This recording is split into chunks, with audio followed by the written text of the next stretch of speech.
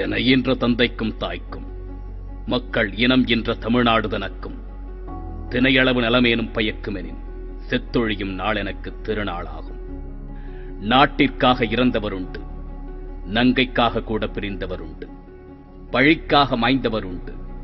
ஆனால் மொழிக்காக மரணித்தான் என்றால் அது தமிழனாகவும் தமிழுக்காகவுமே என்று நாம் தலைநிமிர்த்தி கூற முடியும்.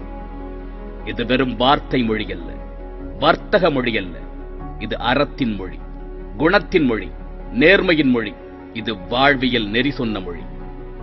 தமிழை என் உயிரென்பேன் கண்டீர், உயிரை உணர்வை வளர்ப்பது தமிழே என்ற சொல்லிற்கு உரிய மொழி. எந்த ஒரு மொழியும் உயிரை வளர்க்காது, உணர்வை ஊட்டாது. எம்மொழியாம் செம்மொழி உயிருக்கு உணர்வூட்டும், உடலுக்கு உரமேற்றும். வீரம், மானம், காதல் என்பதை கருவில் வளர்க்கும் மொழி. எம் மொழி கற்றவர் எவரும் முறைகெட்டு போனதில்லை. எம் மொழி கண்டவர் பலரும் இதை தன் மொழி எனக் கண்டனர். 2000 ஆண்டுகளுக்கு முன்பு முப்பால் கண்டது, 3000 ஆண்டுகளுக்கு முன்பே இலக்கணம் கொண்டது, 4000 ஆண்டுகளுக்கு முந்தைய நாகரிகம் கொண்டது. வெறும் மொழி அல்ல, இது வெறும் ஒலி அல்ல, இது ஒரு நாகரிகம். தமிழ் எனது நாகரிகம், தமிழ் எனது பண்பாடு, தமிழ் எனது கலாச்சாரம், தமிழே எனது வாழ்வியல். இது அறம் சொல்லி மரம் சொல்லி உரம் தந்த மொழி, அகம் சொல்லி புறம் சொல்லி எம் தரம் காத்த மொழி. ஆனால் இன்று எங்கு போனது? எங்கே தொலைந்தது? மறந்து போனதா, இல்லை இறந்து போனதா? தமிழ் எங்கே? தமிழன் எங்கே? என் வாழ்வியல் நெறிமுறைகள் எங்கே?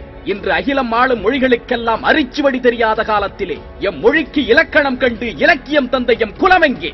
அறம் செய்ய விரும்பு ஆறுவது சினம் என்று அரிச்சுவடி சொல்லி தந்த நம் பண்பாடு எங்கே? மரப்பாச்சி பொம்மையாயினும் அதற்கு மாறாப்பை போட்டு விளையாடு என்று சொல்லிக் கொடுத்த நம் கலாச்சாரம் எங்கே? ஆங்கிலம் தான் சிறந்தது, ஆங்கில கல்வியே உயர்ந்தது என்று தமிழன் ஏற்றுக்கொண்டானோ அந்த புள்ளியில் தொலைந்து போனது நம் பாரம்பரியம். அதில் இருட்டடைப்பு செய்யப்பட்டது நமது வாழ்வியல். என்று மடியும் எங்கள் அடிமையின் மோகம் என்று கூறியது போன்று அடிமைத்தனத்தில் மோகம் கொண்டு, ஆங்கில நாகரிகத்தில் மோகம் கொண்டு தன் சுயத்தை இழந்து சூரியமாகி நிற்கின்றான். இப்பொழுது புரிகிறதா?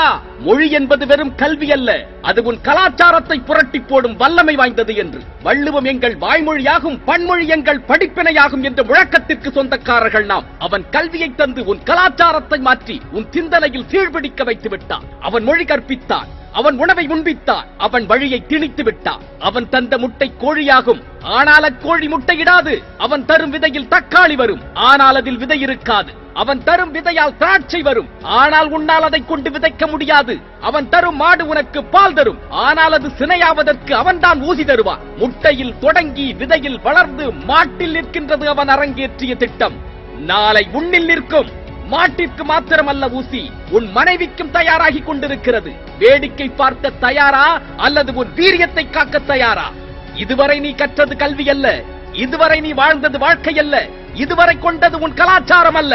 எங்கோ தொலைத்துவிட்டு நிற்கின்ற நம் கலாச்சாரத்தை இன்றே மீட்டெடுப்பதற்கு நம்மில் ஒவ்வொருவரும் ஒன்றுபடுவோம். தமிழன் என்பதில் பெருமிதம் கொள்வோம். தமிழ் வாழ்வியல் கொண்டு நலமுடன் வாழ்வோம். இத்தனை காலம் இருண்ட விழிகளை இயன்ற வரையில் திறந்து பார்த்து சுயத்தை இன்றே மீட்டெடுப்போம்.